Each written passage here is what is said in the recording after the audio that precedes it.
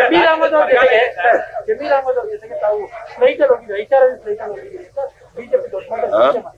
ಜಮೀರ್ ಅಹಮದ್ ಅವ್ರ ಜೊತೆಗೆ ಐಚಾರ್ ಫ್ಲೈಟ್ ಅಲ್ಲಿ ಹೋಗಿದ್ದೀರಿ ಅಂತ ಬಿಜೆಪಿ ದೊಡ್ಡ ಮಟ್ಟದಲ್ಲಿ ಟೀಕೆ ಮಾಡ್ತಾ ಇದ್ದಾರೆ. ಬರಗಾಲ ಟೈಮಲ್ಲಿ ಈ ತರ ಬೇಕಾಗಿತ್ತ? ನರೇಂದ್ರ ಮೋದಿ ಅವರು ಯಾತ್ರೆ ತಿರುಗಾಡ್ತಾರೆ,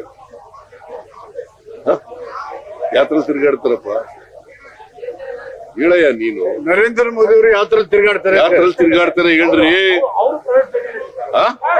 ಅದನ್ನ ಆ ಪ್ರಶ್ನೆ ಕೇಳಿ ಅವ್ರಿಗೆ, ಬಿಜೆಪಿ ಅವರಿಗೆ. Please ask that question to BJP people.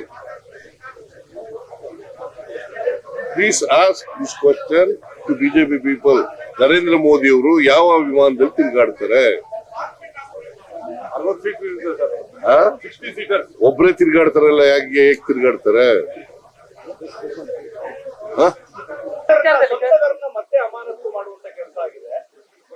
Air is democracy. ಈಗ ಪ್ರಜಾಪ್ರಭುತ್ವ ಎಲ್ಲಿ ಕೇಳಿಸಲ್ವಾ?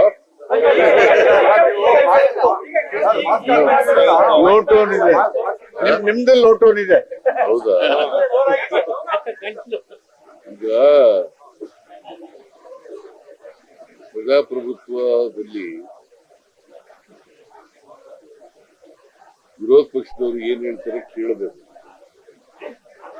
ಕೇಳದೆ ಬೇಡ ಅಂತ ಹೇಳಕ್ಕಾಗಲ್ಲ.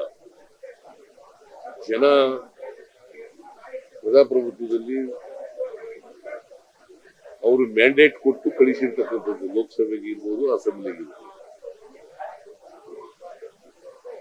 ಅದು ಕಳಿಸಿದ್ಮೇಲೆ ಅದನ್ನ ಕಸ್ಕೊಳ್ತಕ್ಕಂಥ ಅಧಿಕಾರ ಸ್ಪೀಕರ್ಗೂ ಇಲ್ಲ, ಯಾರಿಗೂ ಇಲ್ಲ.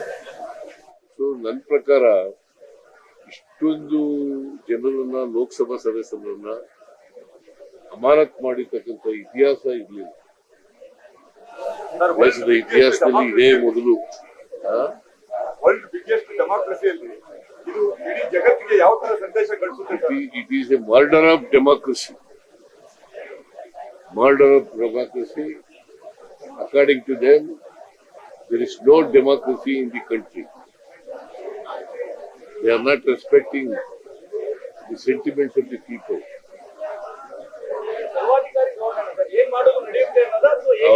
ಸರ್ವಾಧಿಕಾರಿ ಧೋರಣೆ. ಈಗ ಎಲ್ಲರನ್ನೂ ಹೊರಗಡೆ ಇಟ್ಟು ಕಾನೂನುಗಳನ್ನೆಲ್ಲ ತಿದ್ದುಪಡಿ ಮಾಡ್ಕೊಂಡಿದ್ದಾರೆ, ಕಾನೂನು ಬಿಲ್ಗಳನ್ನೆಲ್ಲ ಪಾಸ್ ಮಾಡ್ಕೊಂಡಿದ್ದಾರೆ. ಇದೇನಂತ ತೋರಿಸುತ್ತೆ? ಸರ್ವಾಧಿಕಾರ, ಈ ಸರ್ಕಾರದಲ್ಲಿ ಸರ್ವಾಧಿಕಾರ ಇದೆ ಅನ್ನೋದು ಬಹಳ ಸ್ಪಷ್ಟ. ಚುನಾವಣೆಯ ಲೋಕಸಭಾ ಚುನಾವಣೆಯ ಸಂದರ್ಭದಲ್ಲಿ ಈ ರೀತಿಯ ಬೆಳವಣಿಗೆಗಳು ಅವ್ರಿಗೆ ಯಾವ ರೀತಿ ಇದಾಗುತ್ತೆ, ಪರಿಣಾಮ ಬೀರುತ್ತೆ? ನಿಮ್ಗೆ ಯಾವ ರೀತಿ ಪಾಸಿಟಿವ್ ತೀರ್ಮಾನ ಮಾಡ್ತಾರೆ? ಜನರು ಪ್ರಜಾಪ್ರಭುತ್ವವನ್ನ ಒಪ್ಕೊಂಡಿರೋದು, ಪ್ರಜಾಪ್ರಭುತ್ವಕ್ಕೆ ವಿರುದ್ಧವಾಗಿ ಯಾರೇ ನಡ್ಕೊಂಡ್ರು ಕೂಡ ಅದನ್ನು ಸಹಿಸಲ್ಲ.